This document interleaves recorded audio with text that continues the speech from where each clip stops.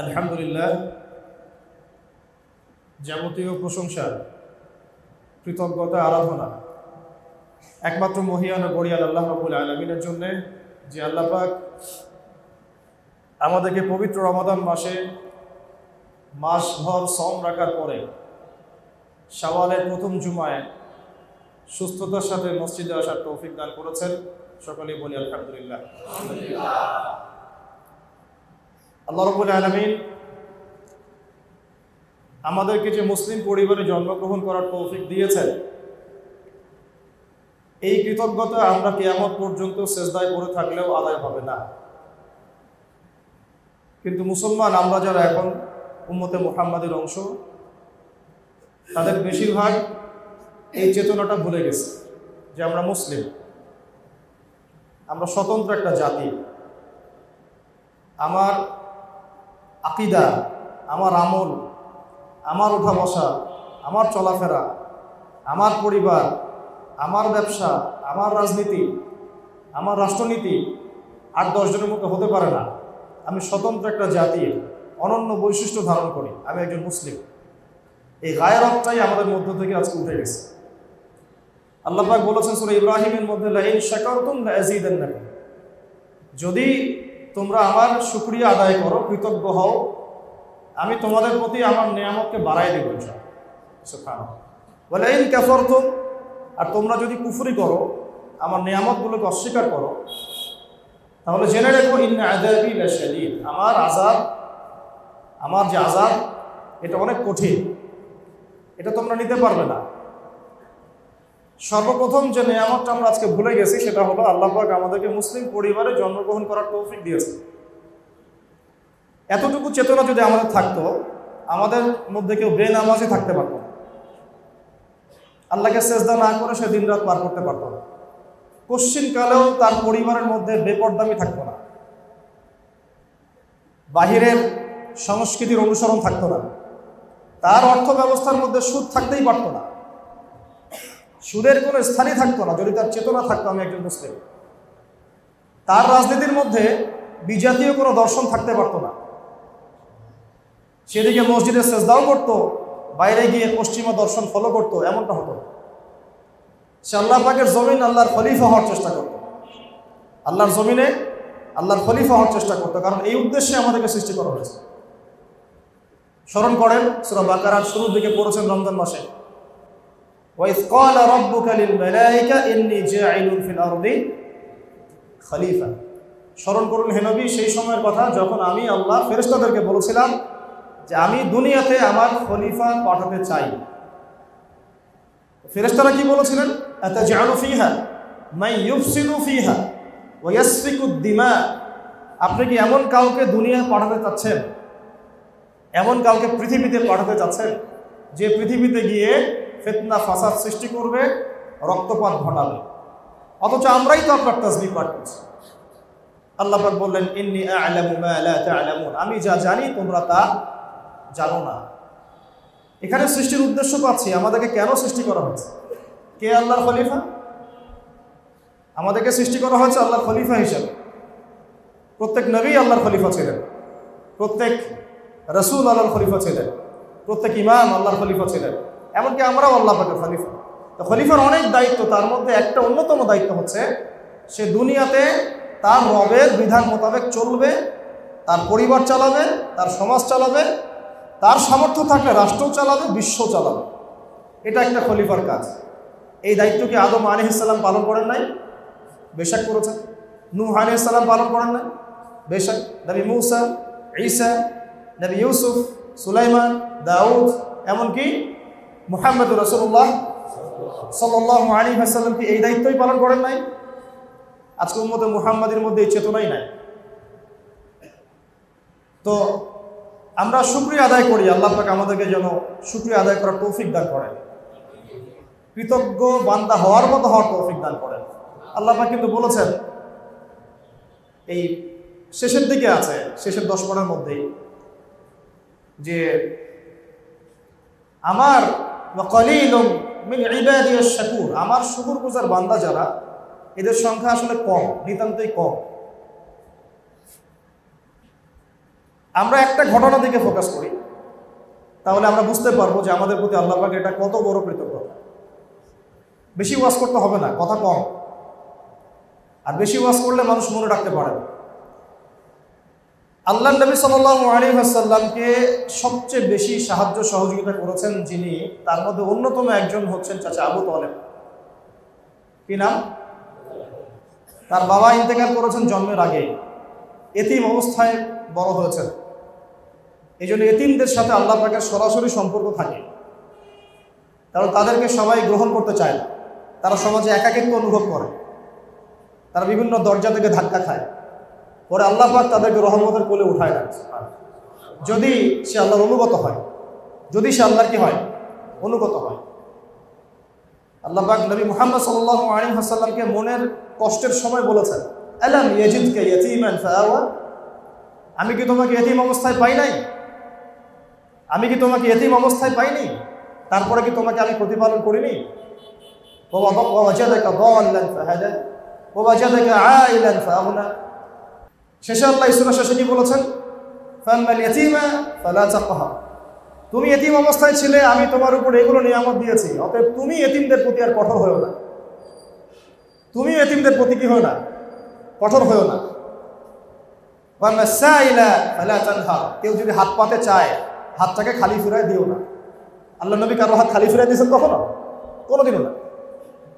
যেদিন ঘরে একটুও খাবার ছিল না, স্ত্রীদের সমস্ত ঘর খুঁজে খুঁজে একটা খেজুরের টুকরা পাওয়া গেল না, তখন তিনি বলেছিলেন যে আমার একজন মেহমান আছে, কে তার মেহমানদারি করবেন? আমাদের নবী সাল্লাল্লাহু আলাইহি ওয়াসাল্লামের 7 জন 8 জন 9 জন স্ত্রীর ঘর খুঁজে একটা খেজুর পাওয়া গেল না। এরকম স্ত্রী আপনাদের ঘরে আছে? এই যুগে সম্ভব? সারা দুনিয়া দিয়ে দিলেও বলবো কিছুই দাও নাই, ইল্লা মাশাআল্লাহ, ইল্লা মাশাআল্লাহ, ইল্লা মাশাআল্লাহ। আমাদের নবীজিদের ঘর দেখেন কি অবস্থা। এই যুগে সম্ভব? আমাদের মেয়েদেরকে বেশি বেশি ওয়াজ করতে হবে, মেয়েদের মধ্যে দাওয়াতি কাজ বাড়াতে হবে, মেয়েদেরকে দিয়ে মেয়েদের মধ্যে দাওয়াতি কাজ করাতে হবে। এদের আকীদা, এদের আমল, এদের স্বভাব, এদের আখলাক দিন দিন এত খারাপ হয়ে গেছে, প্রত্যেকটা ঘরের সাক্ষী, এক একটা ঘরের সাক্ষী। বেশি বলতে চাচ্ছি না, তবে আল্লাহ পাকের রহমতে অনেক দিনই বোন আছেন যারা দিনের পথে ফিরে আসছেন। ভিতর থেকে দিন প্রতিষ্ঠা করা নিজের মধ্যে আর দিনের বাহ্যিক লেবাস পোশাক এক জিনিস না। নবী এই ইতিম নবী সাল্লাল্লাহু আলাইহি ওয়াসাল্লামের মা ইন্তেকাল করেছেন 6 বছর বয়স, ইতিমের উপরে ইতিম। তারপরে দাদা আব্দুল মুত্তালিব তাকে লালন পালন করা শুরু করলেন, তাকে পাশে বসাতেন, বলতেন আমার এই বংশধর একদিন অনেক বড় নেতা হবে, আত্মবিশ্বাস দিতেন। তার নাম রেখেছেন মুহাম্মদ, মানে অত্যন্ত প্রশংসিত। তখন আরবের মধ্যে এই নাম কারোই ছিল না। এরপরে তার ইন্তেকাল হলো যখন নবী সাল্লাল্লাহু আলাইহি ওয়াসাল্লামের বয়স 8 বছর। এই 8 বছর বয়সের পর থেকে বলা যায় 50 বছর পর্যন্ত নবী সাল্লাল্লাহু আলাইহি ওয়াসাল্লাম চাচা আবু তালেবের তত্ত্বাবধানে ছিলেন। চাচা আবু তালেব জানতেন শিশু এতিম মুহাম্মদ সে যেন কোনো কষ্ট না পায়, এবং তিনি খুব লাজুক ছিলেন সাল্লাল্লাহু আলাইহি ওয়াসাল্লাম, চাইতেন না যেটা খাবার সামনে আসতো খেয়ে নিতেন। পারিবারিক বিষয়গুলো বুঝতে পারছেন? তখন তার চাচি, তার নাম ছিল ফাতিমা, আবু তালেবের স্ত্রীর নাম কি? ফাতিমা। ওই নামে তিনি তার মেয়ের নাম রেখেছেন ফাতিমা রাদিয়াল্লাহু আনহা। চার চাচি এবং চাচা আলাদা করে খাবার তুলে তুলে রাখতেন। ব্যাপারটা বুঝতে পারছেন? স্পেশাল কিছু খাবার রান্না করলে আলাদা করে তুলে রাখতেন, যাতে এতিম মুহাম্মদ সে কষ্ট না পায়। তাকে আলাদা করে খাওয়াতেন, আলাদা করে আদর করতেন, আলাদা মহব্বত করতেন। আমার নানি আমার সাথে এই কাজটা করেছে ছোটবেলা, আমি বলতেছি আলাদা করে তুলে তুলে রাখেন। তো শুধু তাই না, এটা তো একটা ছোট্ট উদাহরণ দিলাম। এরপর তিনি তাকে ব্যবসা শিখিয়েছেন, ব্যবসার সফরে নিয়ে গিয়েছেন, নিজে বিয়ে দিয়েছেন। তারপরে চাচার উত্তরাধিকার তিনি পেয়েছেন। তারপরে নবী হলেন যখন, মানুষ চতুর্দিক থেকে তাকে গালিমন্দ করছে, অত্যাচার করছে, কেউ গায়ে হাত তুলছে, নাড়ি ভুড়ি চাপিয়ে দিচ্ছে, কেউ অর্থনৈতিক বয়কট করছে, কেউ সামাজিকভাবে বয়কট করছে। এমন কোনো নির্যাতনের সুরত নাই যেটা আল্লাহ নবী সাল্লাল্লাহু আলাইহি ওয়াসাল্লামকে মানে ফেস করতে হয় না, এমন কোনো সুরতই নাই। শারীরিক, মানসিক, আত্মিক, অর্থনৈতিক, সামাজিক, রাজনৈতিক সব ধরনের নির্যাতন তাকে সহ্য করতে হয়েছে। এই সময় একজন ব্যক্তি পাহাড়ের মতো তার সামনে দাঁড়িয়ে আছেন, তাকে প্রোটেক্ট করার জন্য। তার নাম চাচা আবু তালেব। কি নাম? আমরা এটা করতে পেরেছি? আমরা এটা করতে পেরেছি? আমি আপনাদেরকে আমাদের নবীর প্রতি মুহাব্বতের নিদর্শন দেখাচ্ছি। একটা দেখ, আমরা কি পরিমাণে মহব্বত করি। আমরা নবীর সুন্নত নিয়ে মাশাআল্লাহ খুব সোচ্চার। দাড়ির সুন্নত, নামাজের সুন্নত, আমিন জোরে আসতে, হাত উঠাবো উঠাবো না, ইত্যাদি ইত্যাদি। আমরা নামাজে তার সুন্নতের জন্য সোচ্চার। ওই নামাজের ওযুটা যে বদনা দিয়ে করে আসছি, ওই বদনাটা একটা কাদিয়ানীদের কোম্পানি। এই হলো আমাদের নবী প্রেমের নমুনা। আমাদের ইলম, আমাদের ঈমানের নমুনা হচ্ছে এই আজকের দেশে, আজকের বাংলাদেশে যারা নবী করিম সাল্লাল্লাহু আলাইহি ওয়াসাল্লামের পরেও নবুয়ত দাবি করেছে। তাদের সাথে আমাদের ব্যবসা, আমাদের বাণিজ্য, আমাদের চলাফেরা, আমাদের ওঠা বসা, আমাদের রিজিক, আমাদের দৈনন্দিন আসবাবপত্রগুলা, সুই থেকে নিয়ে শুরু করে বিমান পর্যন্ত মনে হয় তারা বানায় ফেলবে, আর আমরা ওগুলো গ্রহণ। ওই টাকাগুলো তারা ওদের মতবাদ প্রচারে ব্যয় করতেছে। একটা অংশ। আমার ওস্তাদ একটা কথা বলতেন, এই ইতিকাফের 10 দিনে বলেছেন যে কয়েক প্রকারের কাফের হয়। একটা হচ্ছে আবু জেহেল মার্কা কাফের, যে সত্য চিনেছে মানি না, নাউজুবিল্লাহ। ওকে চিনে নাই সত্য, সে নবীকে চিনে নাই, চিনেছে। আবু জেহেল কি নবুয়ত দাবি করেছিল? কুফরি করেছে। কি করেছে? কুফরি করেছে। এক প্রকার কুফরি হচ্ছে মুনাফিক, আব্দুল্লাহ বিন উবাই। নবীকে চিনে নাই, চিনেছে। মদিনায় নবী এসেছেন, দেখেছে, তার পিছনে নামাজও পড়েছে, নবীকে চিনেছে, কিন্তু বাইরে আবার স্বীকৃতিও দিয়েছে যে আমি মুসলিম, কিন্তু ভিতর থেকে ইসলামের ক্ষতি করে গেছে। এটা এক প্রকার কুফর। আল্লাহ পাক এই মুনাফিকদেরকে বলেছেন তারা জাহান্নামের অতল তলে থাকবে, তাই না? আসফালা মিনান নার আছে না কোরআনে? ইন্নাল মুনাফিকিনা ফিদ দারকিল আসফালি মিনান নার। মুনাফিকরা একদম জাহান্নামের অতল তলে থাকবে। আবু জেহেলেরও তলে, আব্দুল্লাহ বিন উবাই। আর এক প্রকার কুফর দেখেন, মুসাইলামা কাযযাব, মুসাইলামাতুল কাযযাব, নাম শুনেছেন? এই ব্যক্তি নবী সাল্লাল্লাহু আলাইহি ওয়াসাল্লাম ইন্তেকালের পরে নবুয়ত দাবি করেছে। আবু বকর রাদিয়াল্লাহু আনহুর সময় এর বিরুদ্ধে যুদ্ধ হয়েছে, এবং ওই ইয়ামামার যুদ্ধে বহু হাফেজে কোরআন সাহাবীও শহীদ হয়েছে। তারপরে কিন্তু কোরআন সংকলনের বিষয়টা এসেছে এই পৃষ্ঠা আকারে। এভাবে মাসহাফে সংকলনের বিষয়টা ইয়ামামার যুদ্ধের পরেই সাহাবীদের মধ্যে এসেছে যে আমরা একটা মাসহাফে সংকলন করি। কারণ হাফেজে কোরআনটা এভাবে নিহত হতে থাকলে, শহীদ হতে থাকলে, কোরআন যদি আবার কিছু হয়ে যায়, নাউজুবিল্লাহ। এটা হচ্ছে সবচেয়ে বড় প্রকারের কুফর, যে আবু জেহেল মার্কা কুফরি না, আব্দুল্লাহ বিন উবাই মার্কা কুফরি না, একেবারে মুসাইলামাতুল কাযযাব মার্কা কুফর। ওদের ওই বদনা দিয়ে ওযু করে এসে আমরা নামাজ পড়ি। আমাদের ইমানের হালত, আমাদের দিনের বোঝ আজকে এই পর্যায়ে আছে। বলবো কি লা ইলাহা ইল্লাল্লাহ মুহাম্মাদুর রাসূলুল্লাহ? কি বলবো? সাল্লাল্লাহু আলাইহি ওয়াসাল্লাম। তো চাচা আবু তালেব এইভাবে তাকে রক্ষা করার পরেও শেষমেশ কি হয়েছে শুনেন। চাচা আবু তালেব মৃত্যু সজ্জায় নবী সাল্লাল্লাহু আলাইহি ওয়াসাল্লাম বারবার তাগাদা দিচ্ছেন, চাচা খালি একটা বার বলেন যে আশহাদু আল্লা ইলাহা ইল্লাল্লাহ ওয়া আশহাদু আন্না মুহাম্মাদান আবদুহু ওয়া রাসূলুহু। আপনার জন্য আমি মুহাম্মদ, আমি আল্লাহর নবী, আল্লাহর কাছে কান্নাকাটি করে হোক, সেজদায় করে হোক, যেভাবে হোক আপনাকে ইনশাআল্লাহ আমি জান্নাত দেব। খালি একটা বার কি করেন? একটা বার বলেন। চারপাশে আবু জেহেল, আবু লাহাব, উতবা, সাইবা সব, তুমি কি আব্দুল মুত্তালিবের দিন ছেড়ে দিবা? এতদিন আব্দুল মুত্তালিবের দিনের উপর আছো, আজকে ছেড়ে দিবা? শেষমেশ চাচা আবু তালেব, আব্দুল মুত্তালিব তার দিনের উপরেই ইন্তেকাল করলেন। নবী করিম সাল্লাল্লাহু আলাইহি ওয়াসাল্লামকে সাহাবীরা জিজ্ঞাসা করলেন, এত সাপোর্ট আপনাকে করেছেন চাচা আবু তালেব, এত সহযোগিতা, এত সহযোগিতা আমাদের কল্পনার বাইরে, আমাদের চিন্তারই বাইরে। যারা সিরাত পড়ে নাই, সিরাতুন নবী সাল্লাল্লাহু আলাইহি ওয়াসাল্লাম জীবনে একদিনও পড়ে নাই, তারা বুঝতে পারবে। যারা বাসায় একটাবার অন্তত সিরাতের কিতাব পড়েছেন, রাহিবুল মাখতুম হোক, রাহমাতুল লিল আলামিন হোক, যে কোনো সিরাতের কিতাব, তারা বুঝবেন আবু তালেবের কি ভূমিকা ছিল। আমার তো মনে হয় পুরো মুসলিম বিশ্বের এখন সেই ভূমিকা নাই, একা চাচা আবু তালেবের যে ভূমিকা ছিল। শেষমেশ তিনি কালিমা পড়তে পারলেন না। সাহাবীরা প্রশ্ন করেন, নবীজি বলছেন, আমার কারণে আমার চাচাকে জাহান্নামের উঁচু একটা জায়গায় রাখা হবে, যেখানে তার পায়ের এই যে আমরা নলা বলি, এই পর্যন্ত আগুনে পুড়তে থাকবে না, এবং আগুনের একটা জুতা পরিয়ে দেওয়া হবে, এতেই তার মাথার মগজ টকবক করে ফুটতে থাকবে। নাউযুবিল্লাহ, লা হাওলা ওয়ালা কুওয়াতা ইল্লা বিল্লাহিল আলিয়্যিল আযীম। এখন কি ভাই আপনারা একটু বুঝতে পারছেন, চিন্তা করছেন? একবার কি ভেবে দেখবেন যে আল্লাহ পাক যে আমাকে মুসলিম পরিবারে জন্ম দিয়েছেন, আল্লাহ পাক কি আমার কাছ থেকে পারমিশন নিয়েছিলেন? আমাকে জিজ্ঞাসা করেছিলেন? আপনার কাছ থেকে অনুমতি নিয়েছেন? আপনাকে জিজ্ঞাসা করেছেন? এখনো কি কৃতজ্ঞ হবেন যে আল্লাহ রাব্বুল আলামিন এত রহম করে আপনাকে মুসলিম বানিয়েছেন? সেই মুসলিমের চলাফেরা দেখেন, রমাদান মাসেও নামাজ ছিল না অনেকের, রোজার ভাব ঠিক মতো ছিল না, রমাদান মাসেও কোরআন আগলায় ধরতে পারলো না, কোরআন তেলাওয়াতটুকু শিখতে পারলো না, রমাজানে কোরআনের খেদমত করতে পারলো না, রমাজানেও যাকাত দেয় নাই, রমাজানেও সুদ খেয়েছে, নাউজুবিল্লাহ, রমাজানেও ঘুষ নিয়েছে। কত কত মানুষ ঘুষ নিয়েছে রমাজানে, রমাজানে কত জেনা করা হয়েছে, নাউজুবিল্লাহ, রমাজানে কত মানুষ মাপে কম দিয়েছে, রমাজানে আমরা কত প্রতারণা করলাম আল্লাহর সাথে। কিন্তু রমাজানে আমাদের নতুন জামা চাই, নতুন বাড়ি চাই, নতুন গাড়ি চাই, নতুন গহনা চাই, নতুন থ্রি পিস চাই, যেন ঈদের দিন মনে হয় এদের জন্যই। এদের সাথে ঈদের খুশির কোনো সম্পর্ক নাই, এই মানুষদের সাথে ঈদের খুশির কি নাই, কোনো সম্পর্ক নাই। তাদের জন্য ঈদ উল ফিতর ছিল, এই খুশি ছিল, ক্ষমা ছিল, যারা রমাজানের হক আদায় করতে পেরেছে, সওম ঠিকঠাক মতো রেখেছে, কোরআন ঠিকঠাক মতো পড়েছে, মানুষকে পড়িয়েছে, ইবাদতের পাবন ছিল, তাহাজ্জুদ করেছে, তারাবির হক আদায় করেছে, কাউকে কষ্ট দেয়নি, দান সদকা করেছে, বেশি বেশি জিকির করেছে, যাকাত ফিতরাগুলো আদায় করেছে, আল্লাহর কাছে ভয়ও ছিল, আশাও ছিল।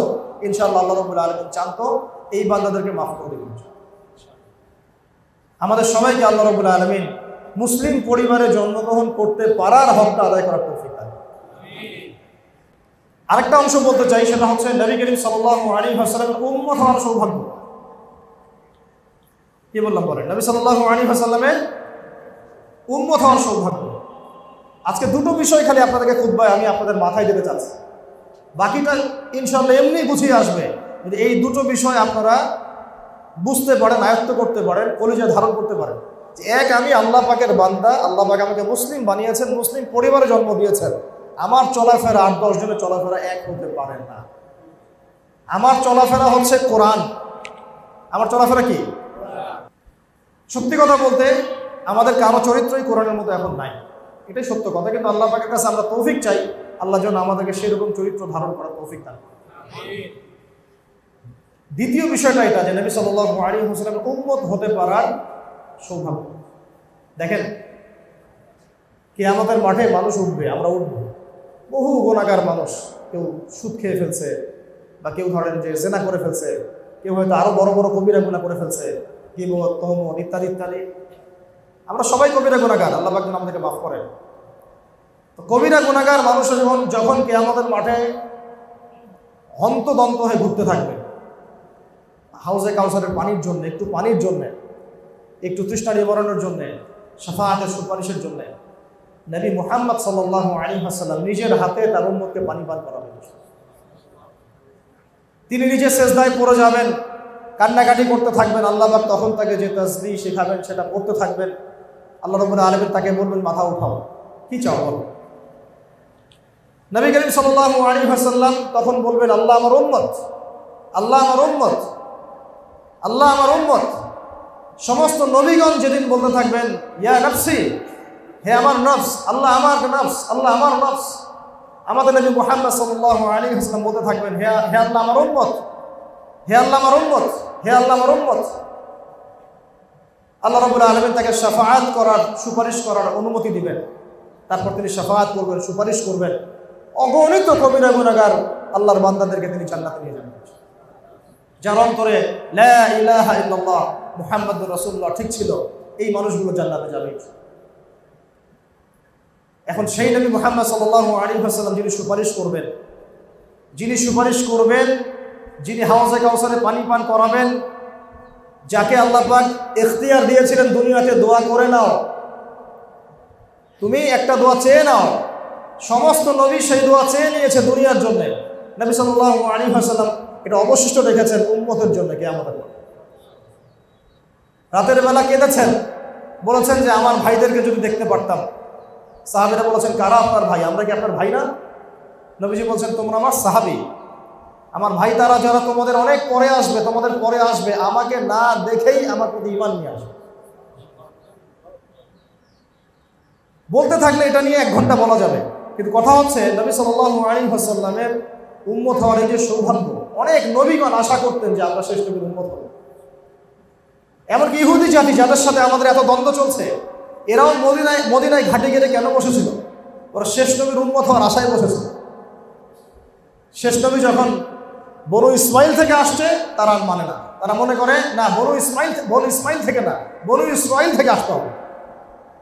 হতভাগা জাতি, হতভাগা ইহুদির জাতি। এই জন্য আল্লাহ পাক বলেছেন মাগদুব গায়রিল মাগদুবি আলাইহিম ওয়ালাদ-দাল্লিন। এরা মাগদুব, গজবপ্রাপ্ত। এরা ঈসা আলাইহিস সালামকেও স্বীকার করে নাই। ঈসা ইবনে মারিয়াম ছিল মাসীহ, তারা মাসীহকে চিনতে ব্যর্থ হয়েছে। আবার শেষ একটা রাস্তা খোলা ছিল, শেষ নবী মুহাম্মদ সাল্লাল্লাহু আলাইহি ওয়াসাল্লাম আনুগত্য করে আল্লাহর কাছে ফিরে আসবে, ওইটাও তারা কি করেছে? হারিয়ে ফেলেছে। এরপরে ইহুদ থেকে হয়েছে মাগদুব, অভিশপ্ত। এরাই হবে দাজ্জালের অনুসারী, এবং এরাই দাজ্জালের সাথে দেখবেন এই বিশ্বের মধ্যে একেবারে ত্রাস সৃষ্টি করে ফেলবে, যেটা অলরেডি তারা করা শুরু করছে। ওইদিকে যাচ্ছি না, আলোচনার টপিক অন্যদিকে চলে যাবে। নবী সাল্লাল্লাহু আলাইহি ওয়াসাল্লামের উম্মত হতে পারাটার জন্য অনেক নবীগণ আক্ষেপ করতেন, আশা করতেন। নবীগণ কি করতেন? আশা করতেন। এখন আপনাকে আমি জিজ্ঞাসা করতেছি, আমি জিজ্ঞাসা করতেছি, আল্লাহ পাক কি আমাকে জিজ্ঞাসা করেছিলেন যে তোমাকে কোন নবীর উম্মত বানাবো? বলেন। এবং উম্মতে মুহাম্মাদির মধ্যে অন্তর্ভুক্ত করব, তোমাকে উম্মতে মুহাম্মাদের মধ্যে খ্রিস্টান বানাবো, না ইহুদি বানাবো, না মুশরিক বানাবো, না কাদিয়ানি বানাবো, না শিয়া বানাবো, কি বানাবো? আল্লাহ পাক কি আমাকে জিজ্ঞাসা করেছিলেন? এরাও কিন্তু উম্মতে মুহাম্মাদির মধ্যে, ইহুদি এবং নাসারা এবং মুশরিক মাজুস, এরাও কিন্তু উম্মতে মুহাম্মাদের মধ্যেই, কিন্তু এরা উম্মতে ইজাবা না, এরা উম্মতে দাওয়াত, এদের প্রতি দাওয়াত দেওয়া হয়েছে। এরা ইতাআত করে কবুল করে নাই। এরা কি করে নাই? 2 ভাগে ভাগ করা যায়, উম্মতে মুহাম্মাদিকে 2 ভাগে ভাগ করা যায়। একটা হচ্ছে আনুগত্য যারা করেছে, ইসলাম কবুল করেছে, এরা মুসলিম। আর এই পুরো মানব জাতি যারা আছে, পুরো বিশ্বে মানুষ এবং জিন, সবার প্রতি কি মুহাম্মদ সাল্লাল্লাহু আলাইহি ওয়াসাল্লাম নবী নন? সবার নবীকে? একজন বুদ্ধিস্ট, তার নবীকে শেষ নবী এখন বলেন? যে একজন খ্রিস্টান, তার নবীকে? একজন ইহুদি, তার নবীকে এখন? ওরা মানে না। কি করে না? মানে না। কাফাতাল লিন-নাস বাশীরা ওয়া নাযীরা, পুরো মানব জাতির জন্য তিনি নবী। এই যে কোরআন, এটা কি আমাদের কিতাব শুধু? বলেন। পুরো মানব জাতির হেদায়েতের জন্য এই কিতাব। এখন কেউ মানে, কেউ মানে না। যে কেউ মানে, মেনে মুসলিম হয়।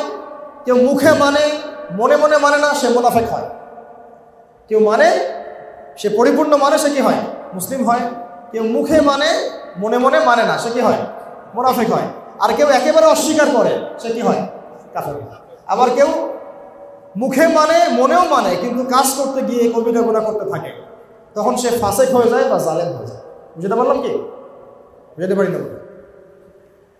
তো এখন আমাদের নবী সাল্লাল্লাহু আলাইহি ওয়াসাল্লাম উম্মত হতে পারাটা কি সৌভাগ্যবান ব্যাপার মনে হয় কিনা?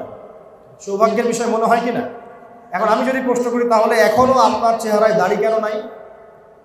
আপনি উম্মতে মুহাম্মাদির অন্তর্ভুক্ত একজন মানুষ। আপনি আব্রাহাম লিঙ্কনের অনুসারী না, আপনি কার্ল মার্কসের উম্মত না, আপনি লেনিনের উম্মত না, স্টেলিনের উম্মত না, আরো অনেকের নামই তো আছে, আপনারা তো জানেনই। আপনি কার উম্মত? উম্মত মানে কি? নবী সাল্লাল্লাহু আলাইহি ওয়াসাল্লাম কি আসলে? উনি কে? উনি ইমাম। উনি কি? ইমাম। আমরা আনুগত্য করব। উনি নেতা গাইড দিবেন, আমরা সেভাবে চলব। উনি আধ্যাত্মিক রাহবার, তিনি যেদিকে নিয়ে যাবেন আমরা সেদিকে যাব। উনি সুপারিশ করবেন, আমরা তার আনুগত্য করব। উনি ডানে বলতে গেলে ডানে যাব, বামে বলতে গেলে বামে যাব। থুতু যদি উনি ফেলেন, সেটা গায়ে মেখে নিন। সাহাবীরা মাখেন নাই? ওযু করেছেন, পানি অবশিষ্ট ছিল, সেই অবশিষ্ট পানি খান নাই, গায়েটা মাখেন নাই? ঘামছেন, ঘাম বুঝতেছেন, এইভাবে সাহাবীরা এটাকে সংগ্রহ করেন নাই? এই হচ্ছে ইমাম। এই যে নেতা, এই যে ইমাম, নেতা, নবী, অনুসারী বলতে কি বোঝায়? আমরা যে ইতাআত করব, আমরা যে তার সুন্নাত অনুসরণ করব, আসলে কিভাবে অনুসরণ করব? এইভাবে ঘাম মুছে ফেললে তুলে নিতে হবে,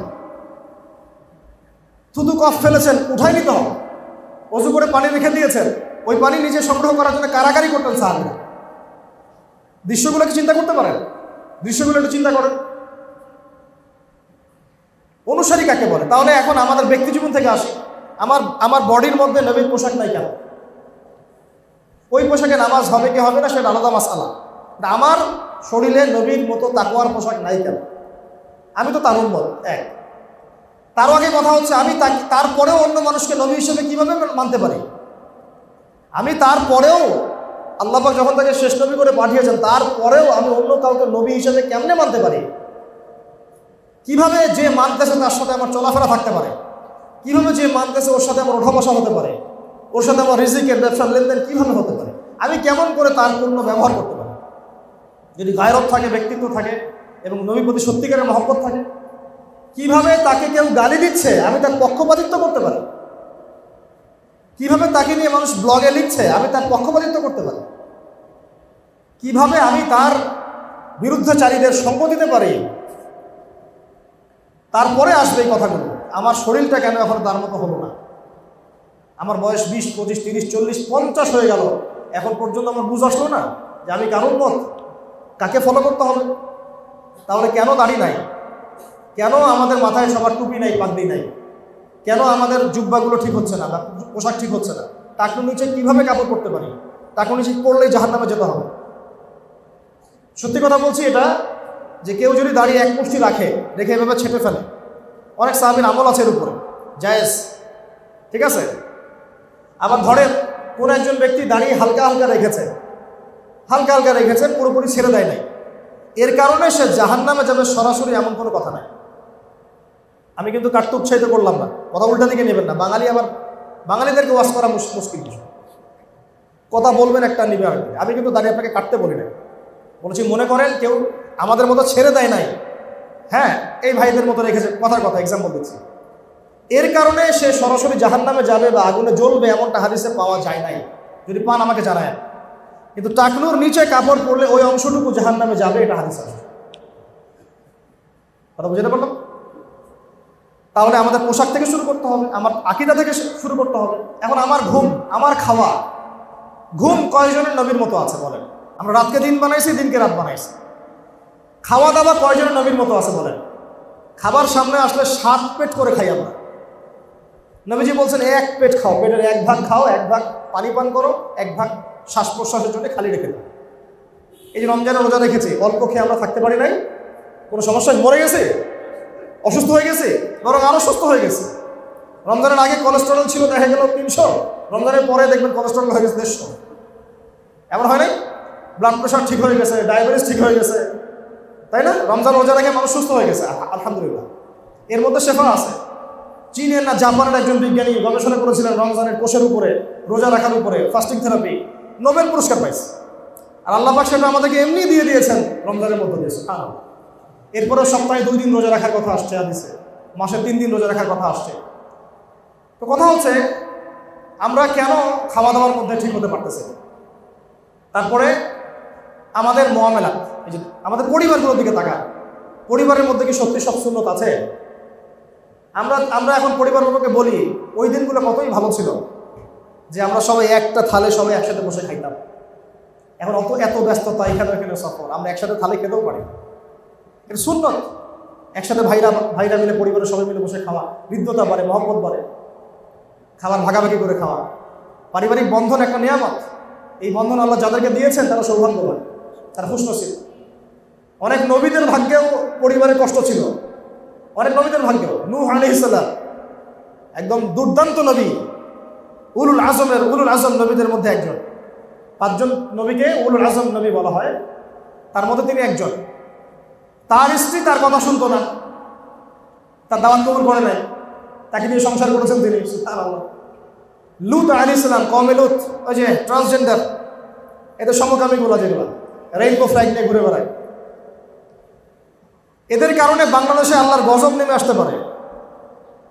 এদের কারণে বাংলাদেশে আল্লাহ মাফ করুক আমাদেরকে, আল্লাহ হেফাজত করুক, তওবা করে ফিরে আসার তৌফিক দান করুক। আমাদের ভয় হয় এই মানুষগুলোর কারণে আল্লাহর গজব নামতে পারে। সমকামিতা, আল্লাহর সাথে প্রকাশ্য যুদ্ধ। সুদভিত্তিক ব্যাংকিং সিস্টেম, আল্লাহর সাথে প্রকাশ্য যুদ্ধ।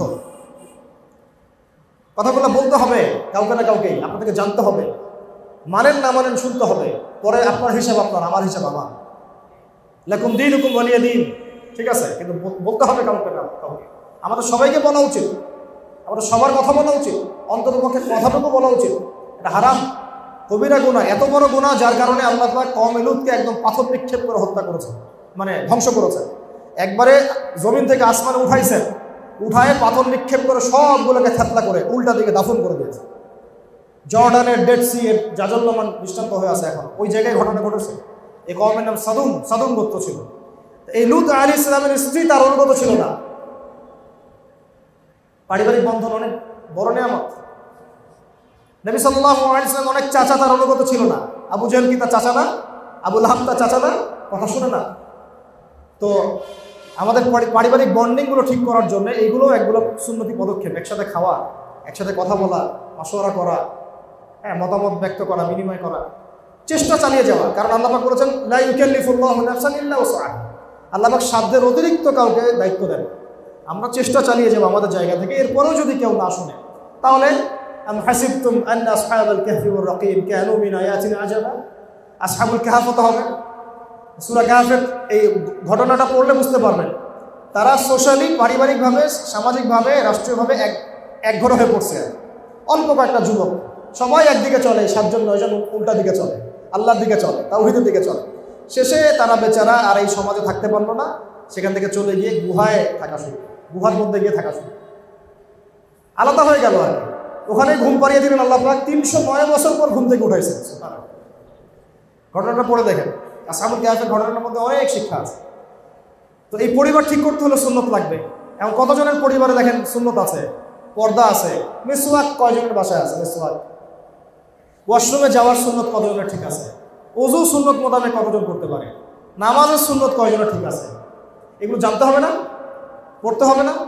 ফিকহের বইগুলো পড়তে হবে তো, কোন আমলের কি কি সুন্নত আছে, যাকাতের সুন্নত কি, ফরজগুলো কি কি, সলাতের ফরজ কি, সলাতের সুন্নত কি, মুস্তাহাব কি, আমি যে ব্যবসা করতে যাব, ব্যবসার কি সুন্নত আছে, এখানে কি ফরজ আছে, কি করতে পারবো, কি করতে পারবো না, কিভাবে করলে নবী সুন্নত মোতাবেক হবে। এমনকি আমি সমাজের নেতা হয়েছি, কিভাবে সমাজটা চালালে পরে সুন্নত মোতাবেক হবে, মানুষের আমি দোয়া পাবো, আল্লাহ রহমত পাবো, জানতে হবে না? আল্লাহ পাক আমাকে রাষ্ট্র ক্ষমতা দিয়েছেন, কিভাবে চালালে জনগণ সুখে থাকবে, নবীর সুন্নত মোতাবেক হবে, আল্লাহ খুশি হবেন, নবীও খুশি হবেন, পরকালে আমি জান্নাতে যাব, জনগণও ভালো থাকবে। জানার দরকার নাই না? এগুলো শিখতে হবে আমাদেরকে পশ্চিমাদের থেকে, আব্রাহাম লিঙ্কন থেকে, লেনিন স্ট্যালিন থেকে শিখতে হবে নাকি? আমাদের তো কোনো নেতা নাই না, নাউজুবিল্লাহ। আমাদেরকে আল্লাহ পাক কোনো নেতা দেন নাই, কোনো নবী দেন নাই। আমরা সত্যি কথা বলতে আমার কনক্লুশন হচ্ছে এটা যে আমরা নবী মুহাম্মদ সাল্লাল্লাহু আলাইহি ওয়াসাল্লাম উম্মত যে হয়েছি, এর মর্মটাই আমরা বুঝতে পারি, এর মর্মই বুঝতে পারি। তার একটা সুন্নতের উপর সারা জীবন গবেষণা করতেছে ইহুদিরা বসে বসে, খ্রিস্টানরা গবেষণা করতেছে, বৌদ্ধরা গবেষণা করতেছে। নবী সাল্লাল্লাহু আলাইহি ওয়াসাল্লাম বলেছেন এশার নামাজের পর ঘুমিয়ে যাও। কেন বললেন? এর মধ্যে ফিজিক্যাল কি উপকারিতা আছে দেখে গবেষণা করে বের হলো যে রাত 10টা থেকে 1টা পর্যন্ত বা 2টা পর্যন্ত যারা ঘুমায়, তাদের ফিজিক্যাল যে স্ট্রাকচার, কন্ডিশন, সুস্থতা, বার্ধক্যে গিয়েও তারা স্ট্রং থাকে। বার্ধক্যে কি থাকে? স্ট্রং থাকে। এর ওই 3 ঘন্টার ঘুম 9 ঘন্টার সমান, 8 ঘন্টার সমান।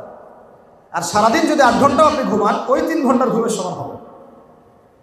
এটা হয়েছে না? এখন বুঝতে পারতেছে না? ফিজিক্যালি শারীরিক পরিশ্রম করতে বলেছেন তিনি। আমরা আয়েশি হয়ে গেছি, নিজের কাজ নিজে করতেন, নিজে জুতার ফিতা নিজে সেলাই করতেছিলেন একদিন বসে বসে। সুবহানাল্লাহ, সুবহানাল্লাহ। একদিন নিজে জুতার ফিতা ছিঁড়ে গেছে, ওটা নিজে সেলাই করতেছে বাসায় বসে বসে। কে কে কে সেলাই করতেছে? জীবনে করেছি আমরা কখনো? এটাকে আমরা অপমানের কাজ মনে করি, অপমানের কাজ মনে করি। স্ত্রী রান্না করতেছেন, তিনি তরকারি কেটে দিয়েছেন, সাহায্য করেছে। চিন্তা করা যায়? এগুলো ভাবাও যায় এই যুগে এখন? সুন্নত শুধুমাত্র এই চেহারায়, দাড়িতে, পোশাকে না। আমি এক কথায় শেষ করে দিই, একেবারে আমার আকীদা থেকে শুরু করে আমার আমল, আমার নামাজ, আমার রোজা, আমার যাকাত, আমার ব্যবসা, আমার বাণিজ্য, এমনকি আমার অর্থনীতি, রাজনীতি পর্যন্ত, যে নবীর সুন্নত মাফিক আমরা ঢেলে সাজাতে পারি, তাহলেই নবীর উম্মত হওয়ার কৃতজ্ঞতা স্বীকার করা হবে, হাকিকি অর্থ স্বীকার করা হবে। না হলে শুধু মুখে দাবি করা হবে, বাস্তবে এটার প্রতিফলন ঘটবে না। আর মুখে স্বীকার করে যদি আমল না করি, আল্লাহ পাকের জন্য আমাদেরকে আযাবও দিতে পারেন। আল্লাহ রাব্বুল আলামিন আমরা সবাইকে মুসলিম পরিবারে জন্মগ্রহণ করতে পেরেছি, এই শুকরিয়াটুকু আদায় করার তৌফিক দান করুন। আমিন। চলতে ফিরতে বেশি বেশি পড়তে থাকবেন আলহামদুলিল্লাহ, খালি পড়তে আলহামদুলিল্লাহ। আল্লামা তাকি উসমানী দামাত বারাকাতুহ, তার একটা মোজাকারা আছে আমাদের সাথে। বসে থাকতেন, এমনি এমনি অনেকক্ষণ বলতে থাকতেন আলহামদুলিল্লাহ আলহামদুলিল্লাহ আলহামদুলিল্লাহ। জিজ্ঞাসা করা হতো যে ওস্তাদ কি হলো, কি জন্য আলহামদুলিল্লাহ বলতেছে? উনি বলতেন সারাদিন আল্লাহ পাকের কত নিয়ামত ভোগ করলাম, তখন তো আলহামদুলিল্লাহ বলার কথা মনে ছিল না, এখন কাজা কাজা আদায় করতেছে।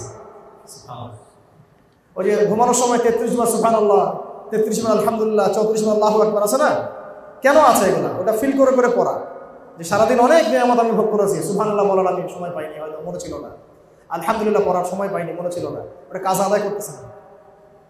ঠিক আছে? তো আল্লাহ পাক আমাদেরকে মুসলিম পরিবারে জন্মগ্রহণ করতে পারার এই কৃতজ্ঞতা আদায় করার তৌফিক দান করেন, আমিন। এবং একজন প্রকৃত মুসলমানের জন্য যা যা করণীয় এগুলো করার তৌফিক দান করেন। সহজ কথা, এক কথা, কোরআনে যা আছে মানবো, মানতে আমি বাধ্য। হাদিসে যা আছে মানবো, মানতে আমি বাধ্য। আল্লাহ পাক কোরআনে যা নিষেধ করেছেন আমি ছেড়ে দিব, ছাড়তে আমি বাধ্য। হাদিসে নবী যা নিষেধ করেছেন এক কথায় ছেড়ে দেব, কোনো প্রশ্ন করতে যাব না, কারণ এটা ছাড়তে আমি বাধ্য। বাস খালাস, সামি'না ওয়া আতা'না, শুনলাম মানলাম, শুনলাম মানলাম। এই ঈমান, এই বিশ্বাস নিয়ে যদি অল্প আমলও কেউ করে জান্নাতে চলে যাবে। মানুষ বেশি বেশি ইবাদত করে জান্নাতে যেতে পারবে না।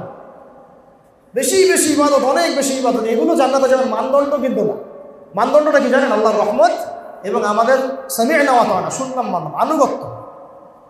এর উপর দিয়ে তাকওয়া অর্জিত হয়, এবং এই তাকওয়াই আল্লাহ পাকের কাছে কবুলিয়াতের মর্যাদার একমাত্র মানদণ্ড। আল্লাহ পাক আমাদের সবাইকে পরিপূর্ণ মুসলমান হওয়ার তৌফিক দান করেন। উদখুলু ফিস সিলমি কাফা, ইসলামে পরিপূর্ণরূপে প্রবেশ করো, এই আয়াতের হক আদায় করার তৌফিক দান করেন। আল্লাহ পাক বলেছে আলী ইমরানের 102 নম্বর আয়াতে, ইত্তাকুল্লাহ, আল্লাহকে ভয় করো। ইত্তাকুল্লাহ হাক্কা তুকাতিহ, ভয় করার মতো ভয় করো। ওয়ালা তামুতুন্না ইল্লা ওয়া আনতুম মুসলিমুন, পরিপূর্ণ মুসলমান না হয়ে মৃত্যুবরণ করো না। তো এই কথার উপরে যদি আমরা ইস্তেকামা থাকতে পারি, আল্লাহ পাক আমাদেরকে তৌফিক দান করেন, তাহলে ইনশাআল্লাহ পরিপূর্ণ মুসলমান হতে পারবো। কোরআনে আল্লাহ পাক যা দিয়েছেন মানবো, যা ছাড়তে বলেছেন ছাড়ব। হাদিসে আল্লাহ নবী যা করতে বলেছেন করবো, যা ছাড়তে বলেছেন ছাড়ব। খালাস, শেষ। সামি'না ওয়া আতা'না, এটাই ওই হাদিসের একটা ব্যাখ্যা। নবীজি বলেছেন বিদায় হজের ভাষণে, তারাকতু ফিকুম আমরাইন, আমি তোমাদের মাঝে দুইটা বস্তু ছেড়ে চলে গেলাম। লান তাদিল্লু, কথাটার ওজন অনেক বেশি। লান তাদিল্লু, তোমরা কোনোদিনও পথভ্রষ্ট হবে না, তোমরা কোনোদিনও পথভ্রষ্ট হবে না। মা তামাসসাকতুম বিহিমা, যতক্ষণ এই দুটাকে একদম এইভাবে আঁকড়ে ধরে থাকবে। তামাসসাকা মানে একেবারে শক্ত করে ধরে থাকা। জিহাদের মাঠে সাহাবীরা অনেক সময় বলতেন তামাসসাকু তামাসসাকু, একেবারে শক্ত থাকো, শক্ত থাকো, শত্রুরা আসতেছে, শক্ত থাকো, নড়ো না, চলো না। কথা বুঝতে পারতেছেন? এটা এখন ওই রকম একটা শব্দ। লান তাদিল্লু মা তামাসসাকতুম বিহিমা, তোমরা এর উপর যতক্ষণ একদম শক্ত থাকবা কোনোদিন পথভ্রষ্ট হবে না। ওই দুইটা কি? কিতাব আল্লাহ, আল্লাহ পাকের কিতাব। রমজানে নাজিল হয়েছিল, আমরা অনেকে হয়তো হক আদায় করতে পারিনি, আল্লাহ পাক সারা বছর করার তৌফিক দান করেন। আল্লাহ পাক আমাদের সবাইকে আগামী রমজান পর্যন্ত বাঁচিয়ে রাখেন, আগামী রমজানেও এইভাবেই আমাদেরকে আমল করার তৌফিক দান করেন, এবং কোরআনের হকটা যেন আদায় করতে পারি সেই তৌফিক আল্লাহ পাক দান করেন। এবং নবী সাল্লাল্লাহু আলাইহি ওয়াসাল্লামের সুন্নত আমাদের জীবনের প্রত্যেকটা ক্ষেত্রে বাস্তবায়ন করার তৌফিক দান করেন। আমরা যে নবী সাল্লাল্লাহু আলাইহি ওয়াসাল্লামের উম্মত হতে পেরেছি, এই কৃতজ্ঞতাটা আল্লাহ পাক আদায় করার তৌফিক আমাদেরকে দান করেন। নবী সুন্নত মাফিক জীবন করবো ইনশাআল্লাহ, নামাজ গড়ব, পরিবার গড়ব, সমাজ গড়ার চেষ্টা করব, রাষ্ট্র এবং বিশ্ব গড়ার চেষ্টা করব। যদিও বা এই পুরো বিশ্বের যে ক্ষমতা, অথরিটি, এখন এগুলো চলে গেছে পশ্চিমাদের হাতে। তো এখানে দুটো রাস্তা, দাওয়াতের মধ্য দিয়ে ইসলাম এবং সংশোধনের চেষ্টা করতে থাকা, এবং ক্ষেত্র বিশেষে যদি প্রয়োজন হয় এই কুফফারদের সাথে, আল্লাহ দ্রোহীদের সাথে, যারা ইসলামের সাথে যুদ্ধ ঘোষণা করেছে, ওদের সাথে আমাদেরও যুদ্ধ ঘোষণা করা। এই দুটো যখন সমন্বয় হবে ইনশাআল্লাহ আল্লাহ পাকের জমিনে আল্লাহর ওই যে খেলাফতের দায়িত্ব, এটা আমাদের হাতে আবার চলে আসবে ইনশাআল্লাহ। এবং আস্তে আস্তে ওই দিকেই বিশ্ব হাঁটতেছে, এবং দেখবেন ইনশাআল্লাহ অচিরেই আল্লাহ পাকের এই পুরো জমিনে আল্লাহ পাকের খেলাফা দিন কায়েম হবেই হবে। আমাদের পরিবর্তনটা হোক আগে ব্যক্তি জীবন থেকে, আকীদা থেকে, আমল থেকে, ব্যবসা থেকে, পরিবার থেকে। আল্লাহ চান তো আমাদেরকে বড় ক্ষমতা আল্লাহ পাক দিবেন ইনশাআল্লাহ। আল্লাহ রাব্বুল আলামিন আমরা সবাইকে আজকের এই সংক্ষিপ্ত নসিহতগুলো বোঝার তৌফিক দান করেন।